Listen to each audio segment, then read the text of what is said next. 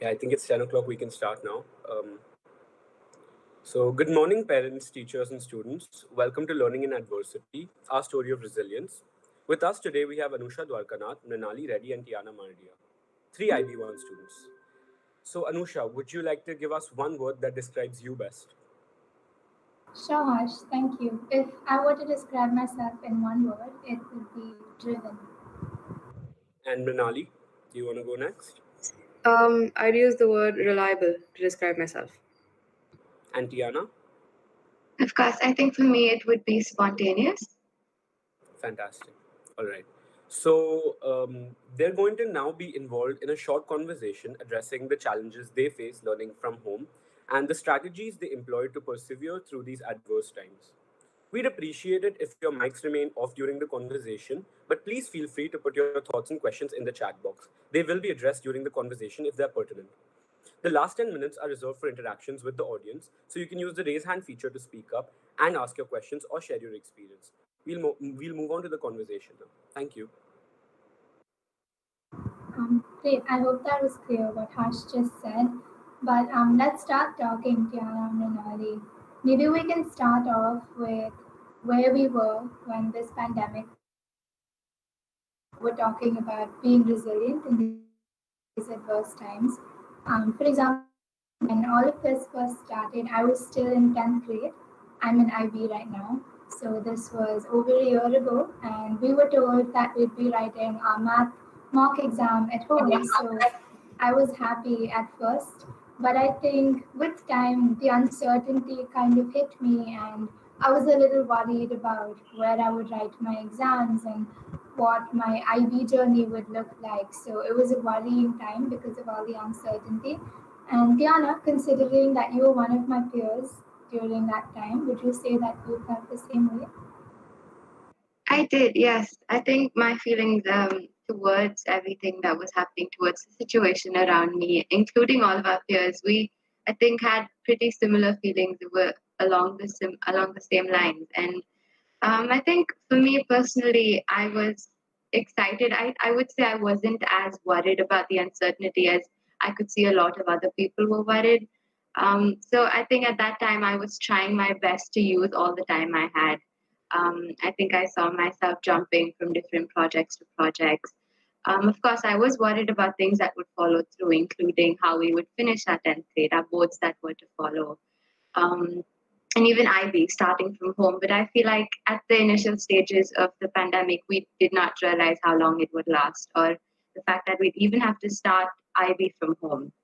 So I think that's where it all started. But Mrinali, how about you? What do you think? Yeah, so like you mentioned, none of us, I think, really took COVID seriously in the beginning. It was just sort of this faraway possibility that we were just reading about in the news. And I think when I finally took this seriously and was actually kind of anxious about it was when schools were closed down. And for me personally, it was a few weeks before my board exams. And we were just happy that we got time off to study, and then those 3 days turned into a week, which then obviously became an extended lockdown. So I was pretty anxious during that time, but then we all sort of thought it was a passing phase, and that by July or September we would all be open up and back to school. Um, but at the same time, I think that quarantine and lockdown had given us so much time to ourselves and opportunity to do things that we probably wouldn't have been able to do if we were just living our normal lives. So, like, while we were indoors, we had a lot of free time all of a sudden. So, I want to know, Tiana, what did you spend your time indoors doing since we had so much of it so soon? I think a lot of us can agree on this when we say that when we talk about social media, an excessive amount of screen time on social media, on just my laptop, browsing through everything that comes through my feed. So I think a lot of people at the initial stages were, I think I would say excited. There was this urge amongst most people to try different things, to try new things. And I think seeing people do that, seeing people who have never baked before come up with the most amazing creations, or someone trying painting or just something new at home. So I found myself jumping from project to project. whether it was a new, I guess, art technique, or whether it was baking or cooking. I was jumping from different things. I think for me, that was the point of time where I used to explore things that I thought I would be interested in or I would like to take up in the future. So I think the first few stages, I guess the first month or two, once we finished our mocks and once we were in the period where we had a lot of free time on our hands, I was just jumping from project to project. I think I was taking that time to wind down as well. I would cut myself some slack, maybe watch a few TV shows. So I think that was what we call as me time, just doing what I felt like, giving myself a break that I guess I felt like I deserved. But Anusha, what about you? I completely agree with you. I was giving myself a break as well, but that doesn't mean that I was taking a break from everything because we still had open classrooms to sort of prepare us for IB. And I thought those were very useful because when we did eventually start the IB program online, I kind of felt like I was already prepared and it wasn't worrying or it didn't make me anxious because open classrooms, which were courses that we would pick up and we pick up based on interest. So that was also very important because, for example, I took a course on financial literacy and I learned about making a budget for a house and things like that, which I would never have done so otherwise because you don't have teachers telling you what goes in the household budget and things like that. They just leave you to figure that out on your own. But because things were online, we had the time for open classrooms and we had the time to learn things like that. And like Tiana said, I went all out with the exploring. And it also kind of helped me really find my purpose because that summer was when we were introduced to the CAS program right before we broke the summer break. So a lot of my peers, myself included, we spent that summer finding out about volunteering opportunities and internships and looking at what we're interested in and making an impact on the real world. For example, I helped some students with their college applications just to register because they didn't have access to the internet and they didn't know English. So that kind of made me feel like I had a purpose and it helped me stay resilient because at that time I still thought that this was a very temporary situation.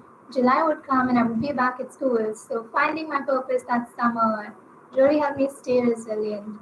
But Mrinali, would you say that when you realized that COVID wasn't going to go away very quickly, did that kind of impact your perseverance? Did it make you less perseverant or more perseverant? Right. So, like you mentioned, we all thought it would be done by July. So I think during the first few months, say like March, April, I I wouldn't say I was incredibly productive during those first few months because I just thought it was like an extended holiday. Um, and like Tiana mentioned, I think that during times like this, it's all right to cut yourself some slack, and we were all just trying to adapt to these new and volatile situations. And some people found it a bit harder than others. So when you mentioned perseverant, I would say that once we found out that we would be doing online school, at least for the beginning of last year, it kind of came as a shock to all of us, and it was really a learning curve to try and keep yourself on track, and not be worried about it, because at the same time you're always had it in the back of your mind about like the COVID situation. You're like, is it getting worse? Is it getting better? And around the June and July time was when we had the first peak in India. So I think that many people found like new perspectives and new connections during that time to keep themselves, distracted. Um, for example, I've always enjoyed drawing, but I never really thought I was good enough to just, take it up. And this past year, I've been trying to tell myself that that really didn't matter, and that I don't need to be good. I can just do it and have it be fulfilling, and just trying to tell myself things like that, even though it always even though it always didn't work, but just trying to tell myself things like that really helped me keep going during quarantine. Like I think we all had our routines every day, and it was kind of hard to break away from that monotony because every day was the same, literally. So like I tried doing little things like going for a walk one day, going outside, calling my friends. Um, And speaking of friends, I think a lot of us had to rely on our connections this year to sort of keep ourselves going. So, what was it like, maintaining friendships during quarantine, especially since, you couldn't meet anyone? Um, Anusha, what do you feel about that? That's a good question. Initially, it was easy enough because I figured that we'd be back in school very shortly and I'd see all my friends again. But we didn't know that saying bye, see you in 3 days, would turn out to be see you in almost a year. So that was a little crazy at first. And I didn't know how to adapt to maintaining friendships online at first. So it was difficult. And there were times when I felt a little lonely, but I think that I realized that it was important to talk to my friends and to connect with them because that would keep me going. It would keep me motivated and it would allow me to stay resilient because everything else is so uncertain. But if you have these friendships to count on, I think it would make things a whole lot easier. So I made it a point to separate work from my personal life, take time out to reach out to family and friends. At least in the beginning, I was very motivated to do that because everybody was online, the entire world. So, family who lived elsewhere, and my friends who would usually be too busy with extracurriculars and things like that. Now, they also had a lot of free time. So, in the beginning, there some connections developed very strongly, but at the same time, others kind of just faded away into oblivion, like very gradually. It was very natural and amicable, but like those friendships just died. But thinking about it, looking back now, I don't regret it because now I think COVID has helped me realize who my true friends are, and that's one thing that I'm very grateful for. Like my friend group who I can rely on and count on. What about you, Tiana? I completely agree with what you said about maintaining friendships, about being able to adapt to the situation where, of course, we thought we were in a temporary situation, right? 3 days to 2 weeks to another month. Okay, another month we can go for it. We didn't realize it would be a whole year. And if I'm being honest, I think that made it easier. Telling someone you're going to see them in 2 weeks, and then at the end of those 2 weeks, telling them you'll see them in a little while, it makes it a lot easier knowing that you're going to see them a little sooner rather than just saying, no, we're going to see you after a year. So that was something that's there. But Manali, I'm going to take you up on what you spoke about perseverance because I think that's one of the key things that I wouldn't even say student, every person can relate to. It's that one term that has come across. It's been highlighted, especially in the past year. But I think I can't speak for everyone, but for me, I feel like most of the time I was stuck between the fear of failure, the fear of not being able to get my work done, the fear of my quality of work not being good, but at the same time, no urge to be productive, right? So it's like I'm in the middle of two very ends of a spectrum, but like you said, you don't have your friends around you physically, you don't have your teachers, you don't have people who usually motivate you to some extent, right? So I think that's a really important thing that struck me is that things are only as important as we make them, as you as an individual make your things, right? So when it comes to motivation, you have to motivate yourself. That's something we realize that if you are not going to choose to pull through, or forget pull through, the effort is what it takes. Try and make an effort to pull through. If we don't do that, at this point, no one else will. I cannot expect one of my friends to come or my teachers to push me because at this point, everyone's doing the most they can, right?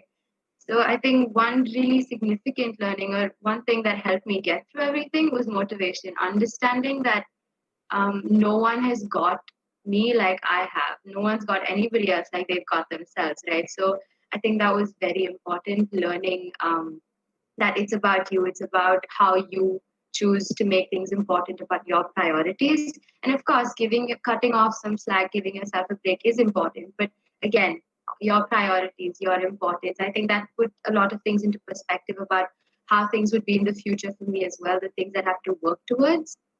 But yes, what do you think about it, Anusha? I agree with you. I think no one has got you like you've got yourself, and it's important to have faith in yourself because that will really help you be resilient. And I also think that it's important to have other people to count on because while some friendships are dying, you need to hold on to the others so that you can have a shoulder to cry on.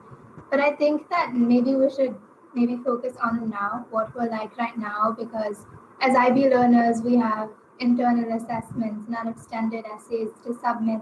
And usually, if things were in person, we'd meet our teachers in the corridors, have some conversations with them, be inspired, note down ideas, and it would all be, I think, a very organic process. But I think that we've managed to do it to some extent like that. We've managed to be motivated and we've managed to be inspired and work on our IAs and our EE. So, do you guys think that it was challenging for you to work on those things because it was online? Maybe Mrinal? Yeah, so I think the whole like concept of like, online schooling was just like an entire learning curve. Just trying to, in the beginning, just trying to learn to like manage your time well in order to do, your homework, you study, but at the same time, still have to have time for other activities. Um, and in terms of like, schoolwork, like I mentioned, IAs and Es, I would say like the divide between home and school has sort of disappeared, and it's made it harder to take a break from my laptop or my other devices. And I'd say it's definitely been I've spent way too much time online this past year. um, and there have been a certain problems that we faced with our IAs that if we had in-person school, we probably wouldn't have. Like, for example, art and laboratory experiments, things which normally we would have been able to carry out in school. Now, since we're online and for the foreseeable future, we will probably be online, we've had to sort of adapt to situations like that. So, I can't really speak so much for the art, but I think a lot of people who take the sciences face something similar with lab work, which is pretty important for us in our subjects. And personally, in biology, we only ever got to do about like 3 lab sessions in school between March and February of like this year before we were shut down again. And let's say for our IAs, we could have chosen to do it either, an experiment based one or a data based one, which is more online. And since the situation was so volatile and tentative, we were just advised to stick with, online studies, like database studies. Since we were if we shut down, we would not be able to complete our IAs, which is uh, really not something we would want to happen to us, which is exactly what happened. We were shut down again in April. So I think that was a really good call. Uh, so Tiana, how is it trying to, do art online, especially since, you couldn't go to your studio in school or talk to your art teacher? How was that experience for you? It's a pretty interesting one, actually. So I think, as Anusha mentioned earlier, inspiration influences, right? When you go out, you're experiencing things you haven't before. You're looking at things around you that you haven't before, coming across new things. And that's something I, as an artist, take inspiration from. For me, it could be the most mundane things. But when I was at home, we were repeating the same day on loop over and over again. There was nothing new happening. So it was very difficult for me to find inspiration from secondary things, from things that were around me, because I was very used to doing that. I never had difficulty finding a starting point for a project, but I found myself having that difficulty of not being able to understand where to start. So a big part of me, actually before that, visual art classes, right? So when you're in school, you're guided by your supervisor who's right in front of you.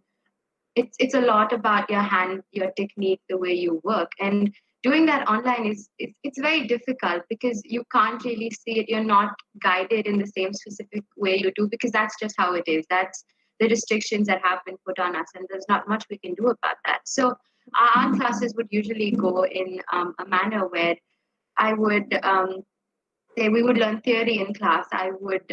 We would explore different work, and we would look at those things. We would look at techniques. We would watch videos on how to improve, and then I would work. I would send images of my work to my supervisor, my teacher, and he would guide me further on where I could do better, what are the techniques I could implement. So that was one way it went about it. But I think one thing that really stood out to me was the conversation that I had with one of my peers, Amrita, and she mentioned about choosing your heart. I think that's really, really important because I found myself so drifting away from projects. So, say we had this project, I was trying out a new medium, oil painting, never done it before.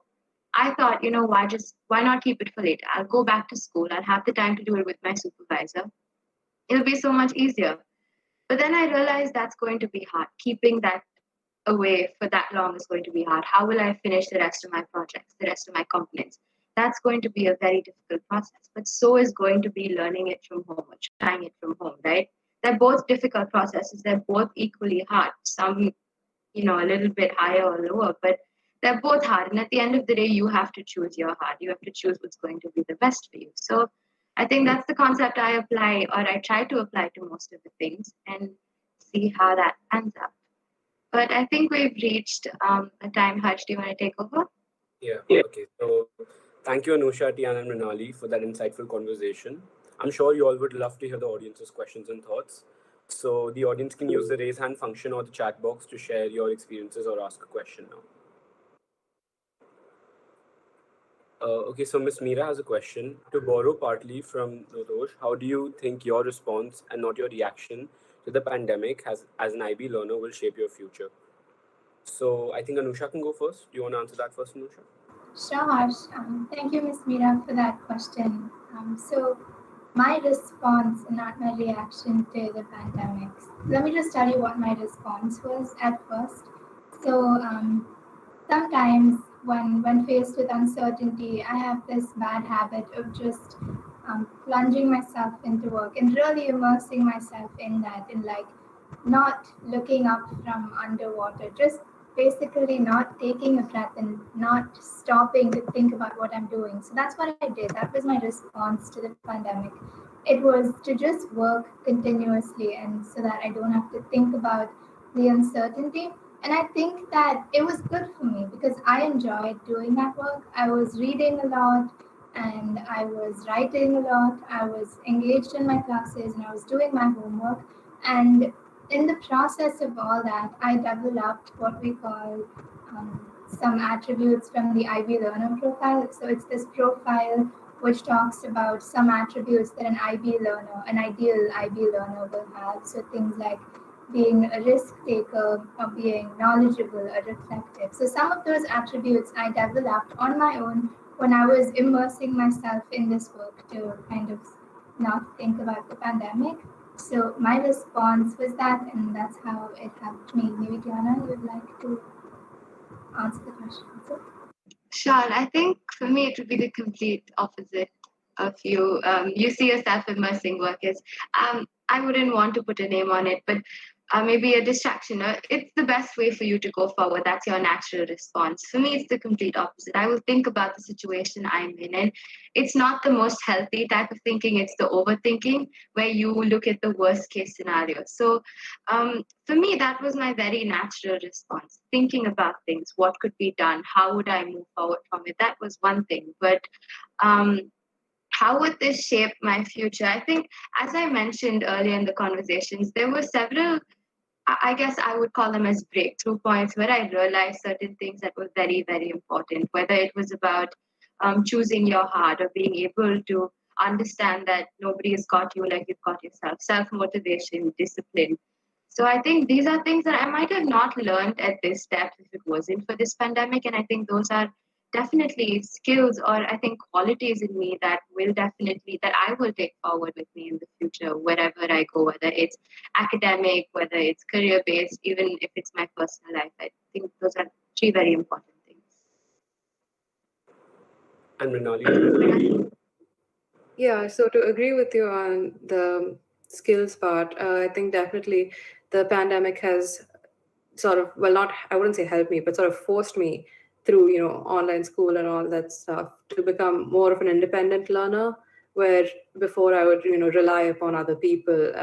But now I have to go out and search for these things myself and learn about them myself.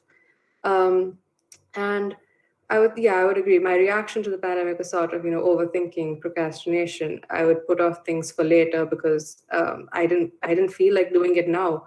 Um, so I would say that definitely the pandemic has also helped my communication skills because it's often very difficult to connect with people online, not just through the school section, but also like through just making friends online and meeting new people, because you didn't have that opportunity to actually go to school and meet people.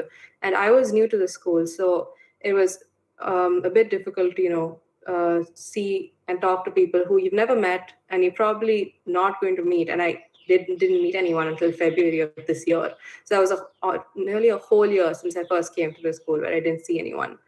Um, so yeah, I'd ended by just saying, the definitely being independent and thinking for yourself, like Diana mentioned, was definitely important and something that the pandemic helped instill in me.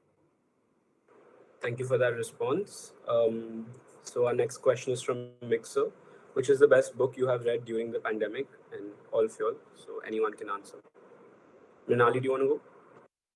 Sure. I think that, well, I would say two books because they're pretty similar.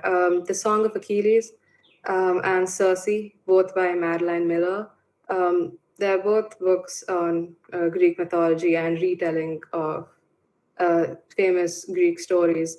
Obviously, the Song of Achilles is the story of the great warrior Achilles, told from the perspective of his friend. And Circe is a story centered around, before she was this very supporting character in a lot of stories, but now she was at the center of her own story. And I really, really loved both of these books. They had amazing prose, amazing descriptions, and it was also sort of nice to immerse myself in a world which was so far away from the one I was currently living in, which I think a lot of people do when they read books. They just read it to be transported to this different reality to get away from what's happening around them. So yeah, those were my favorite books that I read this year. Fantastic. Tiana, do you want to tell us? Sure. So I think some of you might know, for those of you who don't, I wasn't much of a reader. I wouldn't really read too many books, not because I didn't want to, it's because I never found myself engaged with a book. I would read the first few chapters, but leave it. I didn't want to read it, I didn't want to understand it. But I think one book that I think Mixer had suggested was Convenience Store Woman by Sayaka Murata.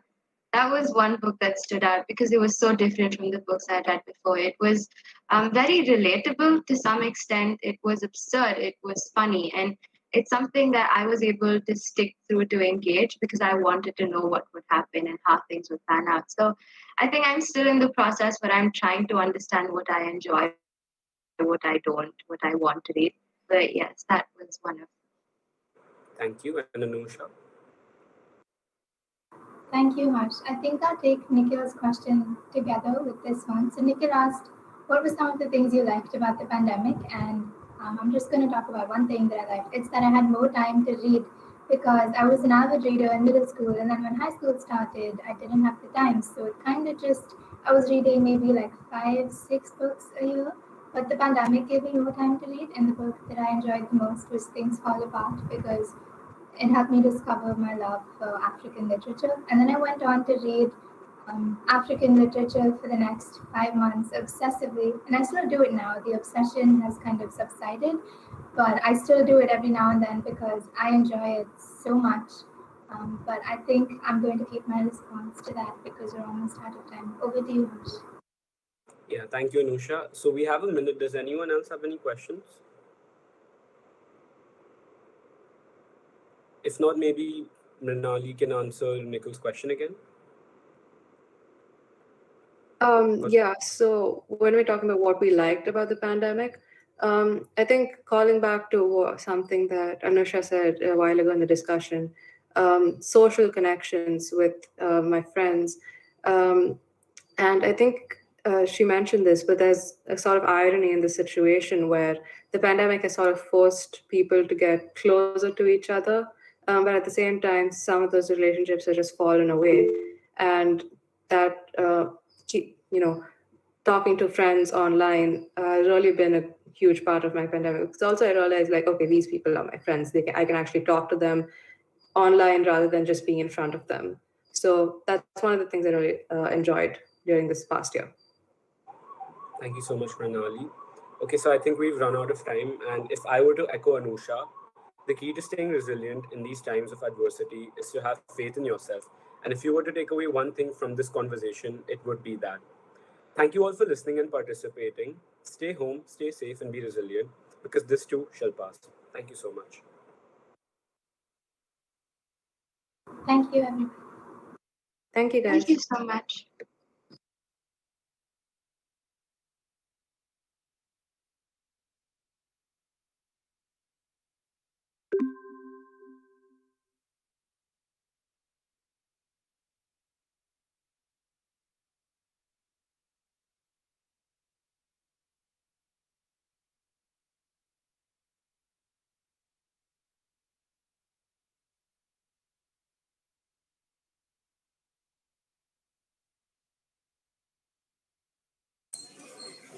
I think the recording has stopped.